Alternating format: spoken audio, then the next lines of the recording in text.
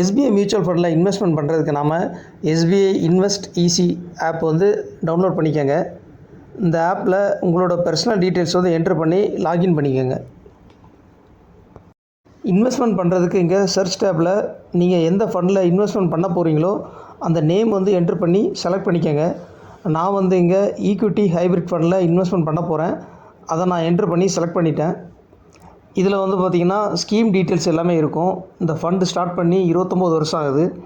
இதோட க்ரோத் எல்லாம் இங்கே பார்க்க முடியும். அதே மாதிரி ஃபண்ட் மேனேஜர் டீட்டெயில்ஸ், அப்புறம் எந்த கம்பெனியில் இன்வெஸ்ட்மெண்ட் பண்ணுறாங்க, இந்த டீட்டெயில்ஸ் எல்லாமே இதில் பார்க்க முடியும்.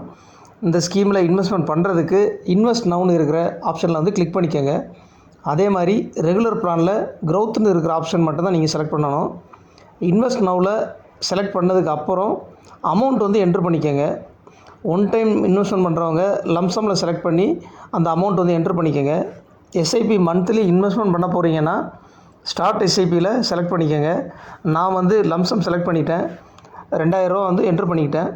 நெக்ஸ்ட்டு இன்வெஸ்ட் இன் திஸ் ஃபண்டில் வந்து செலக்ட் பண்ணிக்கோங்க. அடுத்து வந்து பார்த்திங்கன்னா பேமெண்ட் மோட் வந்து செலக்ட் பண்ணணும். யூபிஐ வந்து செலக்ட் பண்ணிக்கோங்க. யூபிஐ செலக்ட் பண்ணிங்கன்னா ஃபோன்பே, ஜிபே இந்த மாதிரி ஆப்பில் வந்து நீங்கள் பேமெண்ட் பண்ண முடியும். நெக்ஸ்ட் வந்து கண்டினியூவில் கிளிக் பண்ணிக்கோங்க. அதே மாதிரி இதில் வந்து இன்டர்நெட் பேங்கிங்லேயும் வந்து நீங்கள் பே பண்ண முடியும். இப்போ வந்து பார்த்திங்கன்னா மொபைல் மற்றும் இமெயிலுக்கு வந்து ஒரு ஓடிபி வரும். அந்த ஓடிபி வந்து என்ட்ரு பண்ணி சப்மிட் ஓடிபியில் கொடுங்க. இப்போது பில் டெஸ்க்குன்னு ஒரு பேஜ் வரும். இதில் வந்து உங்களோட யூபிஐ ஐடி வந்து என்ட்ரு பண்ணிக்கோங்க. அதாவது உங்களோட ஃபோன்பே, ஜிபே ஐடி வந்து என்ட்ரு பண்ணி மேக் பேமெண்ட்டில் வந்து செலக்ட் பண்ணிக்கோங்க.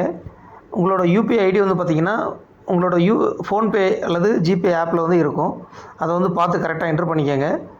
நெக்ஸ்ட்டு மேக் பேமெண்ட்டில் வந்து என்ட்ரு பண்ணிங்கன்னா உங்களோட ஃபோன்பே அல்லது ஜிபே ஆப்புக்கு வந்து ஒரு நோட்டிஃபிகேஷன் வரும். இப்போது யூபிஐ ஆப் ஓப்பன் பண்ணி அந்த நோட்டிஃபிகேஷன் வந்து அக்செப்ட் பண்ணிக்கோங்க. அமௌண்ட் வந்து என்ட்ரு பண்ணிக்கோங்க.